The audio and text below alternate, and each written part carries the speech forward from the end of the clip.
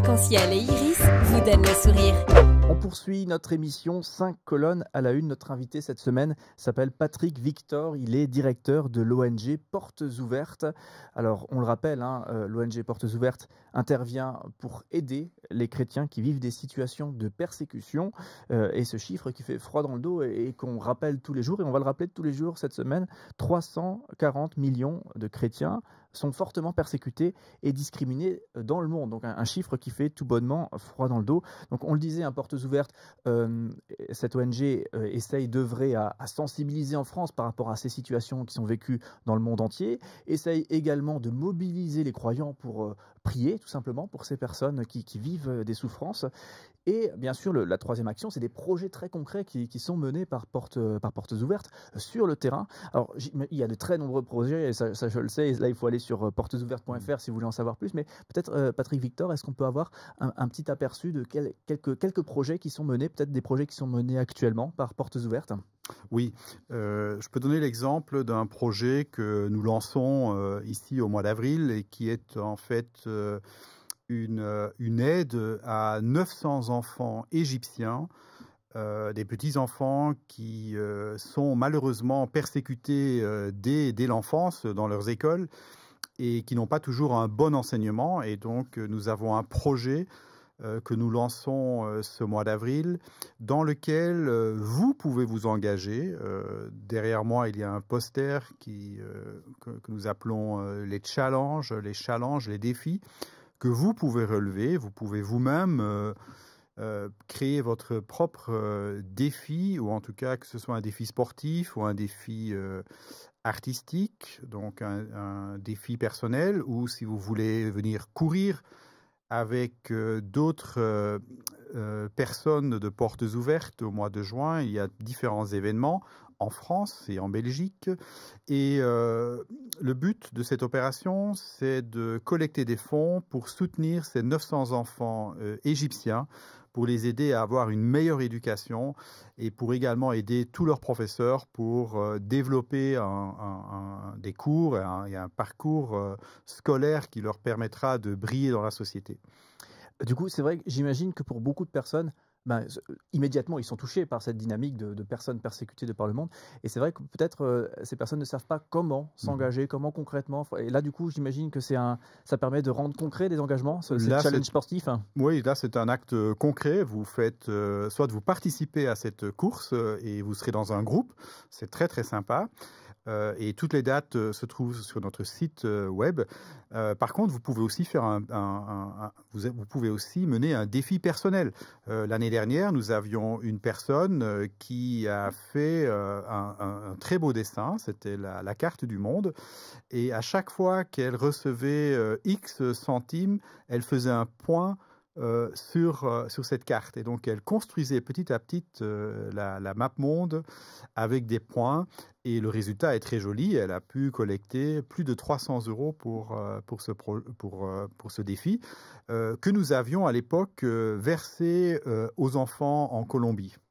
Est-ce que, pour rester dans le budget finalement, puisque c'est aussi, j'imagine, le nerf de la guerre par rapport à des projets qu'on veut mener concrètement sur place, est-ce que la crise sanitaire, est-ce que le Covid, ça vient tacler l'élan des gens ils peuvent peut-être pas d'ailleurs continuer à aider autant qu'ils aidaient auparavant? Est-ce que vous ressentez ça ou est-ce que vous passez au travers des mailles du filet?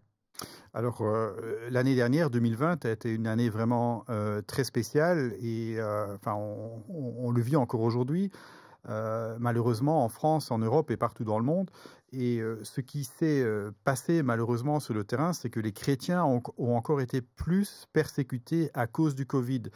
Et donc, il y a eu beaucoup de discrimination à l'aide alimentaire, principalement en Inde, dans le Golfe Persique, où les autorités n'ont pas donné de la nourriture aux chrétiens, ou en tout cas les discriminer systématiquement. Et par exemple, au Pakistan, les infirmières chrétiennes qui avaient été engagées dans les hôpitaux pour prendre soin des malades du Covid ne recevaient pas de masque. Alors que si vous étiez une infirmière non chrétienne, vous obteniez le matériel nécessaire pour vous protéger. Et donc, nos donateurs ont vraiment répondu à nos appels.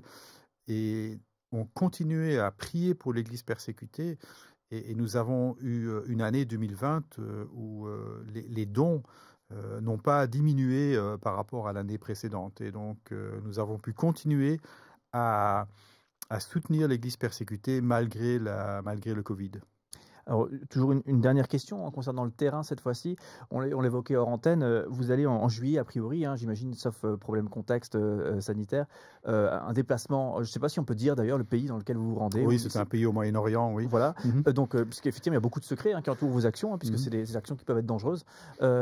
Et comment est-ce qu'on se prépare comme ça à ce type de déplacement qui potentiellement peuvent être dangereux? Je pense que la première chose à faire, c'est de prier.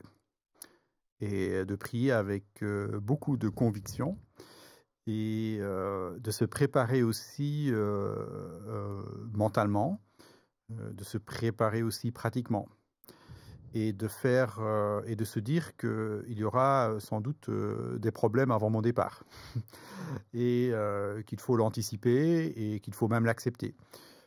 Ensuite, lorsqu'on part sur le terrain, eh bien, on doit aussi être prêt à avoir des surprises, qu'elles soient bonnes, qu'elles soient moins bonnes. Et évidemment, c'est une question de s'adapter continuellement aux situations auxquelles on est confronté. Mais par contre, lorsqu'on va sur le terrain, je peux vous dire, pour l'avoir fait, que vous êtes, votre présence même parmi les gens qui souffrent, c'est une bénédiction pour ces personnes qui nous disent souvent, ou presque toujours, priez pour nous, rappelez-vous de nous, priez pour nous, nous prions également pour vous. Et donc, il y a cet apport positif lorsque nous allons sur le terrain. Mais il y a aussi autre chose qui se passe, c'est que ces personnes que nous rencontrons nous encouragent également, énormément. Et donc il y a vraiment un échange entre les personnes que nous rencontrons et ceux qui se déplacent sur le terrain.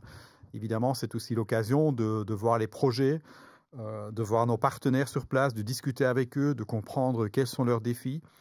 Et de les aider aussi pratiquement lorsqu'on le rentre ici en France. Patrick Victor, merci beaucoup. On le rappelle, vous êtes le directeur de l'ONG Portes Ouvertes, un site internet www.portesouvertes.fr pour en savoir plus sur ces questions donc des chrétiens persécutés de par le monde en raison de leur foi. Donc vous y retrouverez justement des informations sur la dynamique de prière pour ceux qui prient, mais également des informations pour tous et également effectivement des projets pour ceux qui veulent soutenir des projets très concrets sur le terrain. Eh bien, c'est possible. Portes Ouvertes. .fr. Patrick Victor, on vous retrouve demain pour continuer à évoquer ce sujet avec vous. Merci. Merci.